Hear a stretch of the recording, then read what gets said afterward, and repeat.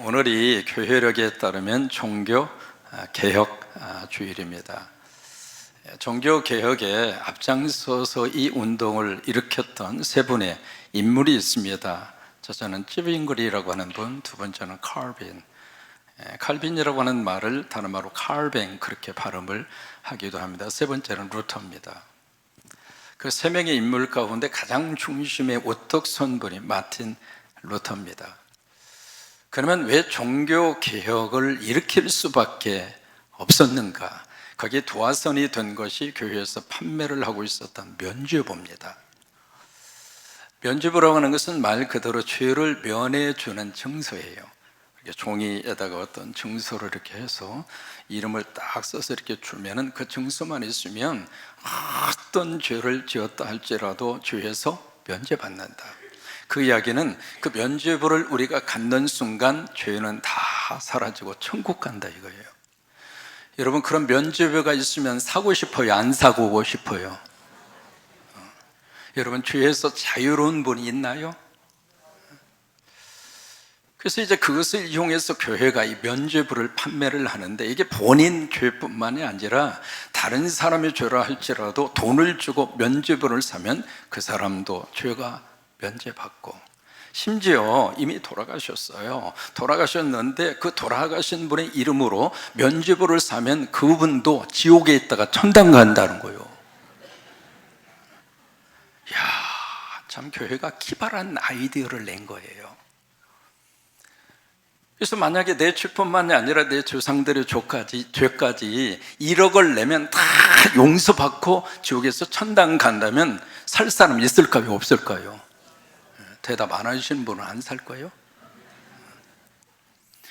그렇게 해서 말 그대로 이게요, 황금알을 낚는 거위처럼 교회가 면죄부를 통해서 엄청난 돈을 거둬들입니다. 물론 이제 그 돈이 성베드로 성당 건축 과정에서 건축 헌금이 부족하니까 이거 어떡할까, 이걸 어떻게 충당을 할까, 그 개념, 그 아이디어 속에서 하나 나온 것이 면죄부 판매였습니다만은, 그 면죄부 판매가 쭉 이루어지면서 좀 생각 있는 사람들은 그 행위에 대해서 질문을 합니다. 이게 성서적인가? 여러분, 교회 안에서 계속 우리는 물어야 돼요. 이게 성서적인가? 그 질문을 던져서 이것이 아무리 내가 하고 싶어도 성서적이지 않으면 그만둬야 돼요. 왜 아멘 안 하십니까? 그래서 우리가 이 성서적인 것을 물어서 아무리 내가 하기 싫어도 성서적이면 해야 돼요. 왜요? 그게 하나님의 뜻이니까. 또 하나 우리가 질문을 해야 할 질문이 있습니다. 이것이 복음적인가? 이 속에 복음이 있는가? 이 속에 예수 그리스도가 있는가? 그래서 그런 질문을 던지는 많은 사람 가운데 가장 앞장섰던 인물이 루터예요. 그래서 이 루터가 교회가 이럴 수는 없다, 교회가 어떻게 돈벌이 수단으로 그렇게 전락할 수가 있으며 교회가 어떻게 돈으로 구원을 살 수 있다고 주장하면서 이럴 수가 있겠는가? 여러분, 구원을 돈으로 살 수 있나요? 그럼 부자는 천국 가고 가난한 사람은 살 수 없으니까 지옥 가나요? 그래서 도대체 이런 논리를 가지고 교인들을 현혹할 수가 있으며 타락을 해도 이렇게까지 타락할 수가 있겠는가? 그래서 루터는 95개의 반박문을 쭉 써서 비텐베르크라고 하는 성당의 정문 앞에다가 걸고, 그것이 1517년 10월 31일입니다. 그것이 종교개혁의 도화선이 됩니다. 그 당시에 교회였던 캐톨릭은 자기들을 향하여 저항하는 그 그룹을 뭐라고 이야기했는가? 프로테스탄트라. 그 말의 뜻은 저항하는 자, 항의하는 자라고 하는 뜻입니다. 거기서 뭐가 나왔는가? 개신교라고 하는 교단이 나온 겁니다. 우리 성광교회는 바로 거기에 프로테스탄트, 개신교에 속한 교회입니다. 그래서 그들이 저항을 하고 한글을 하면서 외쳤던 외침이 있어요. 뭐라고 그들이 외쳤는가? 복음의 본질로 돌아가자. 이게 그들이 외쳤던 외침이에요. 그래서 복음의 본질을 5가지의 솔라로 그들에게 제시합니다. 우리 복음의 본질이 뭐냐? 5가지의 솔라, 만이라고 번역할 수 있죠. 라틴 말 솔라인데 다만 오직이라고 하는 뜻입니다. 그래서 five 솔라스라고 그래서 5가지 솔라를 여기에 복음으로 돌아가자 하면서 외쳤던 그 내용입니다. 첫 번째가 오직 믿음으로만. 여러분, 믿음 생활하는 모든 것들의 가장 중요한 첫 번 출발은 믿음이에요. 우리 행위가 아닙니다. 오직 믿음으로 말미암아. 또 하나, 오직 성경으로만.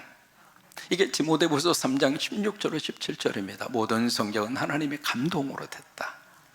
그래서 하나님의 감동으로 된 이 성경을 통해서 우리가 교훈과 책망과 바르게 함과 의로 교육하게 유익한 것은 성경밖에 없다. 아멘입니까? 그러면서 디모데후서 3장 17절 말씀에 이는 하나님의 사람으로 어떻게 하고요? 온전하게 하고. 우리가 하나님의 사람으로 온전히 설 수 있는 것은 성경밖에 없습니다. 그래서 모든 선한 일을 행하게 능하게 하려 함이라. 그 당시에는 교회의 전통과 교황의 말이 성경과 같은 권위를 갖도록 그렇게 올려놨습니다. 거기에 대해서 성경의 권위를 다시 회복하자 이거예요. 그래서 오직 성경으로만. 또한 오직 그리스도만이라고 하는 두 번째 솔라가 있습니다. 사도행전 4장 21절에 보시면은 이 예수, 너희가 버린 그 건축다에 버린 돌을 하나님이 집에 모퉁이 뜰로 삼으셨다. 그래서 사도행전 4장 22절 말씀에 같이 한번 읽겠습니다. 다른 이로서는, 사도행전 4장 12절 시작. 다른 이로서는 구원을 받을 수 없나니 천하 사람 중에 구원을 받을 만한 다른 이름을 우리에게 주신 일이 없습니다. 오직 그리스도만으로. 여러분, 예수 믿으면 구원받습니다. 돈으로 면죄부를 사서 구원받는 게 아니에요. 그래서 오직 그리스도만으로. 그리고 아까 말씀드린 대로 세 번째의 솔라가 오직 믿음만으로. 그리고 네 번째의 솔라가 오직 은혜만으로. 이게 에베소서 2장 8절로 9절의 말씀이에요. 같이 한번 읽습니다. 너희는 그 은혜에 의하여 믿음으로 말미암아 구원을 받았나니 이것이 너희에게서 난 것이 아니라 하나님의 선물이라. 그 다음에 에베소서 2장 9절 말씀에 행위에서 난 것이 아니니. 여러분, 우리가 무슨 노력을 하고 공로를 쌓고 애를 써서 이 구원을 우리가 얻어내는 것이고 쟁취하는 것이 아니라 구원은 하나님이 주시는 선물이에요. 우리가 예배 드리는 것은 예배를 드리기 때문에 구원받는 것이 아닙니다. 예배가 구원의 전제 조건이 아닙니다. 이미 구원받았기 때문에, 이미 하나님의 은혜를 받았기 때문에, 이미 하나님의 자녀가 됐기 때문에 주일날 나와서 그 은혜 앞에 예배하는 거예요. 그래서 구원에 있어서 가장 중요한 것은 오직 은혜만으로. 그리고 네 번째가 오직 믿음만으로. 마지막 다섯 번째의 솔라가 오직 하나님께 영광이라고 하는 솔라입니다. 그 당시에 교회에 가장 중요한 권위를 가진 사람이 누구였냐면 교황이었어요. 그래서 교황이 마치 하나님과 같은 위치로 그렇게 초항을 했습니다. 여러분, 교회에서 가장 중요한 중심에 누가 계셔야 될까요? 대답 좀 해보세요. 교회의 가장 중요한 중심에 차상정이가 앉아 있어야 되겠죠? 누가 있어야 돼요? 하나님이 계셔야 되잖아요. 교회에서 이루어지는 모든 것들의 중심에는 인간이 그 자리를 차지하고 있으면 안 됩니다. 하나님이 계셔야 돼요. 하나님이 계셔야 돼요. 여러분, 성광교회를 통해서 누가 영광 받아야 정상입니까? 하나님이 영광을 받으셔야 돼요. 인간이 중심이 되면 안 됩니다. 오직 하나님이십니다. 이 교회를 통해서 143개의 십자가를 세우셨습니다. 한국교회 안에서 그와 같이 쓰임받은 교회가 흔하지 않습니다. 참 독특한 은혜를 하나님 우리 교회에게 부어주셨습니다. 우간다에 4개의 학교를 하나님이 허락을 해주셨어요. 그 중에 우리 맨피 산림 중고등학교 지금 건축 가운데 있습니다. 금년에 이제 추수감사주일에 헌당을 합니다. 그게 이제 다 지어주고 나니까 이제는 기숙사가 또 마음에 걸리는 거예요. 참 한도 끝도 없어요. 이 기숙사 가서 이제 보면서 야, 이게 어떻게 아이들이 거할 수 있는 환경이냐.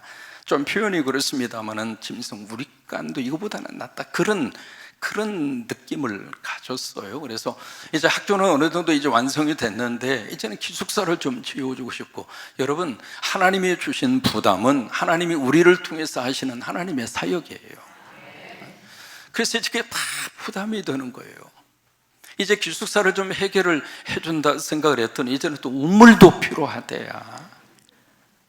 이게 물을 길어다 먹는데 4km 떨어진 거리에서 우물을 길어다 먹어요.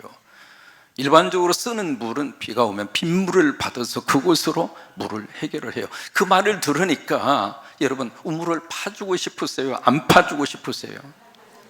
대답 안 하신 분도 똑같은 심정이라고 믿고 싶어요. 그래서 이제는 기숙사를 지어주고 우물을 이렇게 파주고 싶은데 지금 달러가 1,420원, 30원 막 천정부지처럼 지금 올라가잖아요. 그러다 보니까 이게 선교 헌금이 계속 늘어나는 거예요. 그래서 저는 면죄부는 안 팝니다.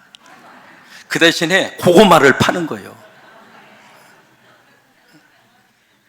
고구마는 우리가 산림농장에서 우리가 농사 지은 거니까 우리가 심어서, 여러분, 산림농장에 참 땅이 좋습니다. 창조 이래로 그 땅에다 농사를 한 번도 안 지어본 땅이에요. 위에 부활동산에 흙을 쭉 내려서 거기다가 막 부었습니다. 그래서 산림농장에 농사를 지으면 고구마가 야구 방망이만큼 커집니다. 그래서 로비에서 지금 고구마를 그래서 파는 거예요. 꼭 사가세요. 왜 고개를 다른 데 돌리세요? 교회를 위해서 그 돈을 버는 건 아니에요. 성광교회가 뭐 그거 팔아서 교회, 그 정도 교회는 아니잖아요. 우리를 위해서가 아니라 우리가 열심으로 심어서 수확을 해서 그것을 우리가 아이들을 위해서 우간다로 흘러보내기 위해서 여러분 꼭 사시기 바랍니다. 여러분, 그 일까지라도 누가 영광 받아요? 하나님이 영광을 받는 거죠.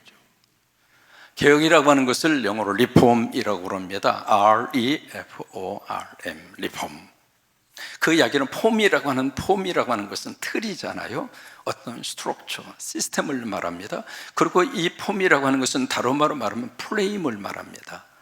그래서 창틀이라고 하는 말을 영어로 인더 프레임이라고 합니다. 창에 틀이 있잖아요. 그런 것처럼 여기에 폼이 있습니다. 그 폼이 있는데 그 폼의 앞에 접두 RE가 붙어 있습니다. 개혁이라고 하는 영어의 단어의 뜻이, 그 R이라고 하는 것은 영어로 말하면 again, 다시라고 하는 뜻이에요. 그러니까 개혁이라고 하는 말은 폼이 있는데 폼이 있는 그 폼으로 다시 돌아가자 이 말이에요. 여러분, 개혁은 회복입니다. 그리고 개혁은 다시 돌아감이에요. 우리가 개혁이라고 하는 단어 속에 혁자가 들어갔으니까 마치 이 개혁을 혁명으로 이해를 하시는데 혁명이 아닙니다. 혁명이라고 하는 것은 시스템을 완전히 바꾸는 거예요. 폼 자체를, 기존의 폼을 인정하지 않고 그 폼 대신에 새로운 질서와 새로운 시스템과 새로운 틀을 만들고자 하는 것이 혁명이에요. 근데 여러분, 종교개혁은 혁명이 아니었습니다. 종교개혁을 부르짖던 그분들이 새로운 종교를 만들고 싶은 게 아니에요. 하나님이 주신 복음의 폼이 있어요. 그 하나님이 이미 우리에게 주신 구원을 위해서 우리에게 허락해 주신 구원의 본질적 폼이 있다 이 말이에요. 그 폼으로 다시 가라 이 말이에요. 그 폼이 바로 무엇인가? 오직 성경으로, 오직 그리스도로, 오직 은혜로, 오직 믿음으로, 오직 하나님께 영광. 이게 폼이에요. 그 폼으로 다시 가라 이 말이에요. 여러분, 이게 개혁입니다. 성경에 개혁이라고 하는 단어가 딱 한 번 나옵니다. 그게 히브리서 9장 10절이에요.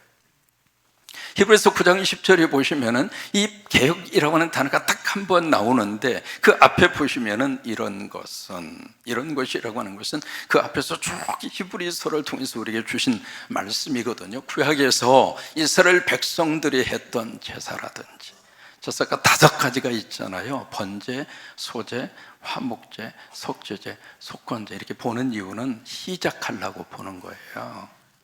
5가지의 제사가 있는데 암송하세요. 시작.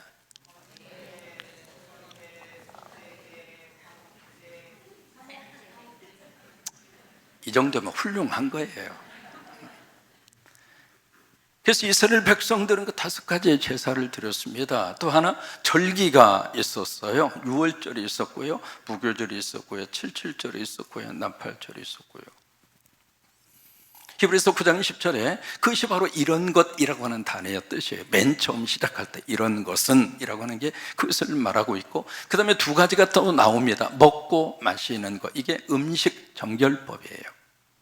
그 다음에 여러 가지 씻는 셀레브레이션, 씻는 의식이 나옵니다. 그것을 정결법이라고 합니다. 구약에서 우리에게 요구하는 그 모든 것들은 바로 무엇인가? 육체의 뭐라고 그래요? 예법이라고 하는 것이에요. 육체의 예법이라고 하는 것은 외적인 하나의 모형이었다, 그 말이에요.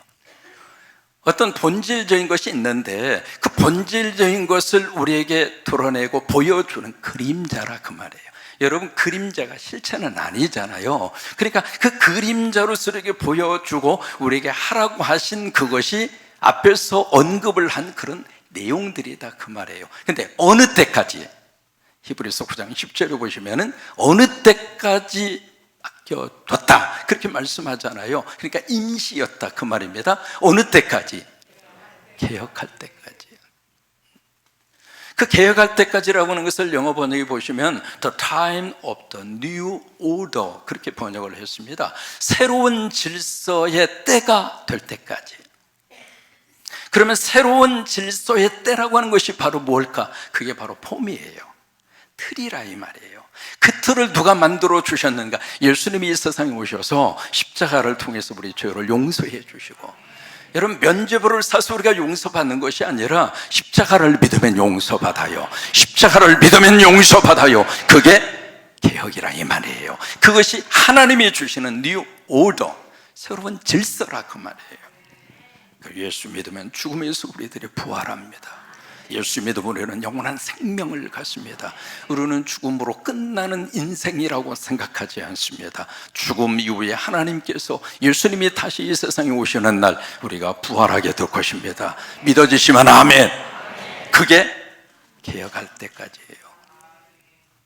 그때까지 거기에 대한 그림자로, 거기에 대한 모형으로 바로 이스라엘 백성들이 그런 제사와 절기와 음식법과 정결법을 지켰다, 이 말이에요.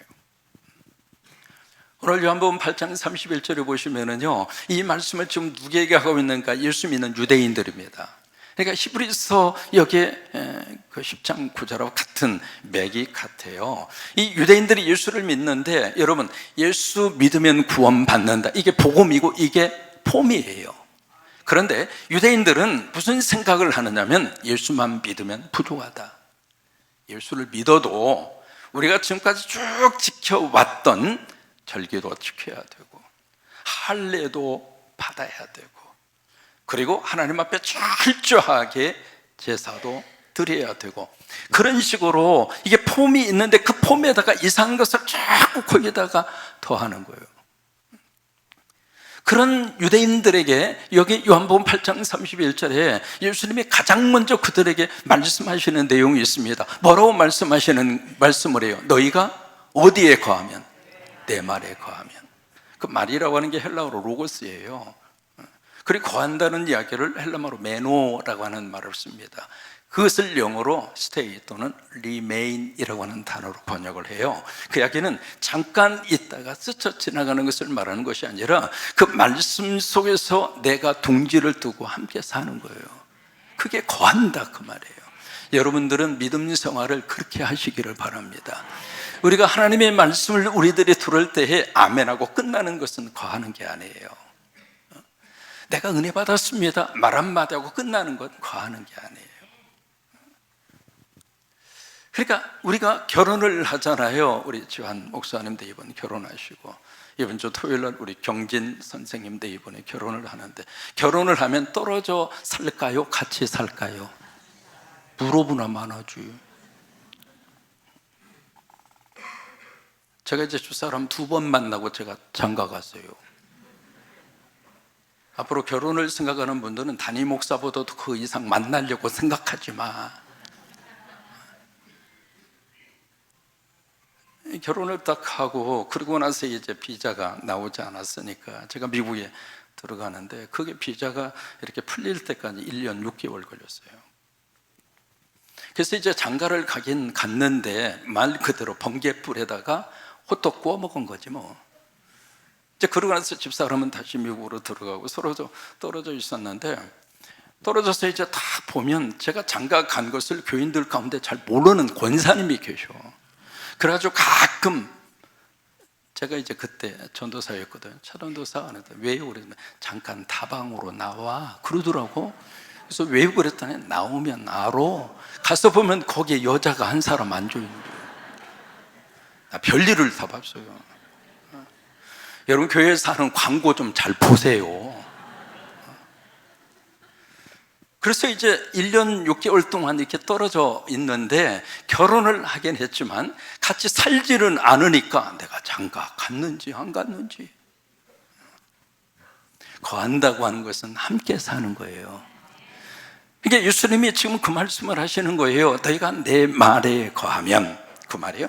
예수님이 주신 그 말씀, 성경과 함께 우리들이 같이 삶을 살면 2가지, 너희가 나의 참 제자가 될 것이다. 2번째, 진리를 알게 될 것이다. 이게 안다고 하는 것은 지식의 차원을 말하는 것이 아니라 경험적 차원입니다. 그러니까 진리가 바로 뭐예요? The truth. 정관사가 앞에 붙어 있거든요. 예수님이 진리예요. 요한복음 14장 6절에 있는 말씀대로. 여러분, 이게 개혁의 가장 중요한 첫 출발이 너희가 내 말에 거하면 뭐예요? 오직 성경입니다. 여러분, 교회 안에 가장 중요한 건 성경입니다. 성과교회 강대상의 가장 중요한 본질은 성경이 여기서 증가돼야 돼요.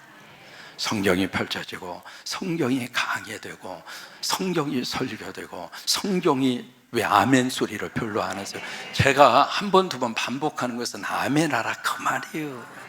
한 10년 이상을 살았는데도 아직도 제가 설명을 해야 하겠다고 그러면 좀 전라도 말로 거시기 하지.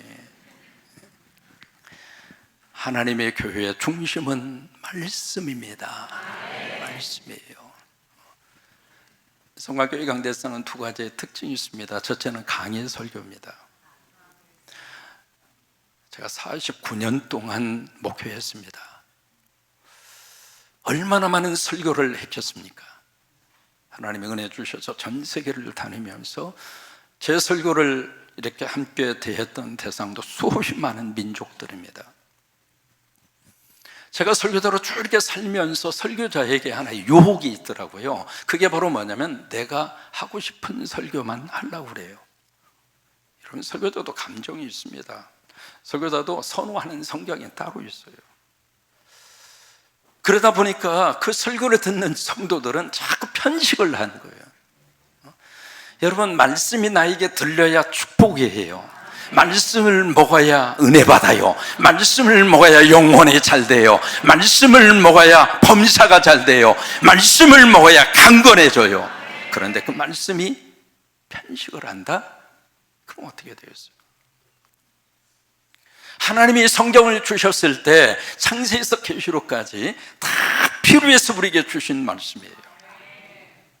근데 설교자가 좋아하는 성경 구절만 가지고 설교를 하다가 보니까, 그래서 그때부터 강의 설교로 바꿨어요. 저희 재단에서 10년 이상 목회를 하면서 창세기부터 요한계시록까지 모든 성경을 다 강해를 다 끝냈습니다. 우리가 주일날 로마서 강의하죠. 제가 로마서 강의 16장 하면서 이 교회의 목회를 끝낼 겁니다.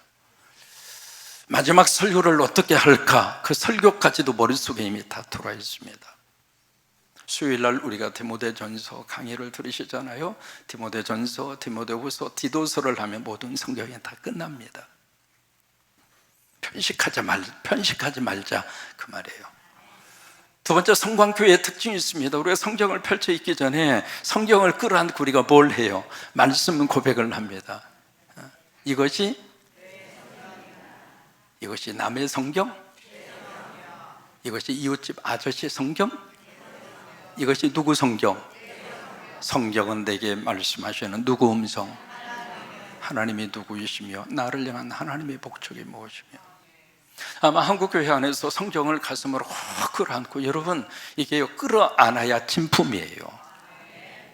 백을 들고 다니시다가 갑자기 소나기가 쏟아지면 진품과 짝퉁을 구별하는 방법 아시잖아요. 가슴으로 꼭 껴안고 가면 그건 진품이요, 근데 머리에다 이고 비를 막기 위해서 가지고 가면 그 짝퉁이요. 우리가 가슴에 끌어안을 수 있는 진품은 하나님 말씀이잖아요. 성경을 꼭 껴안고. 여러분 그렇게 한 이유가 있습니다. 첫째, 성경 좀 가지고 오라고. 교회 올 때 성경도 안 들고 와. 집에 성경책 그렇게 꽂아놓고. 아니, 일주일 동안 성경을 읽지 않아서 먼지가 끼어가지고 해서 이제 후탁교인이라고 그러잖아요. 그런 교인을. 그렇다 치더라도 교회 주일날 예배 드리기 위해서는 이거 좀 가지고 와야지. 그래서 이제 이것을 딱 껴안고 고백을 하니까 이제는 안 가지고 올 수가 없잖아. 어떤 사람 봤더니 옆에 있는 사람 성경을 이렇게 찾고 하더라고. 초창기에는 이 말씀 고백을 하라니까 핸드폰을 꺼내서 핸드폰을 꼭 껴안고, 그래서 이제 바이블 앱이 있으니까. 두 번째는 성경에 대한 우리의 기본적인 자세와 태도예요. 말씀입니다. 그래서 이 종교개혁의 가장 첫 출발이 오직 성경만으로 시작한 거예요. 그 성경만을 통해서 우리에게 그 다음에 요한복음 8장 32절에 진리를 알게 될 것이다. 그 다음에 그 진리가, 여러분들이 경험하게 되는 그 진리가, 여러분들이 만나게 되시는 그 예수 그리스도가 여러분들을 자유롭게 하리라. 우리에게 자유를 주시는 것은 세상이 아니에요. 권력 있는 사람에게 자유를 주는 게 아닙니다. 죄로부터의 자유를 누가 우리에게 줄 수 있습니까? 면죄부 산다고 자유가 주어지나요? 죽음이라는 이 엄청난 거대한, 사람이 뛰어넘을 수 없는 불가항력적인 그 늪 속에서 우리가 어떻게 자유를 얻을 수 있어요? 진리밖에 없습니다. 예수 그리스도밖에 없습니다. 그래서 이렇게 자유롭게 하리라 라고 하는 것은 우리가 하나님이 주신 복음의 폼이라고 하는 그 폼으로 다시 가는 거예요.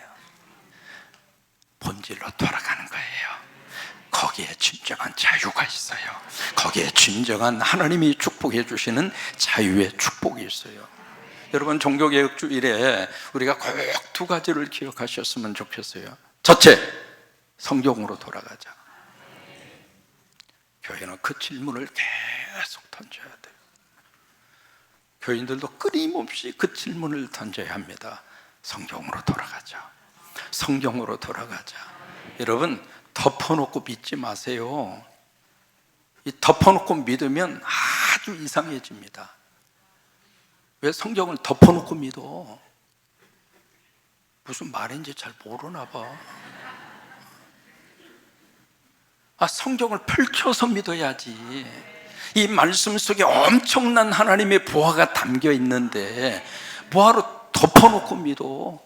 고구마를 샀으면 쪄서 먹든 구워서 먹든, 여러분, 고구마가 참 우리 몸에 항암 효과에 최고입니다. 특히 산림농장의 고구마는 맛이 기가 막힙니다. 그냥 제가 쪄 먹어봤어.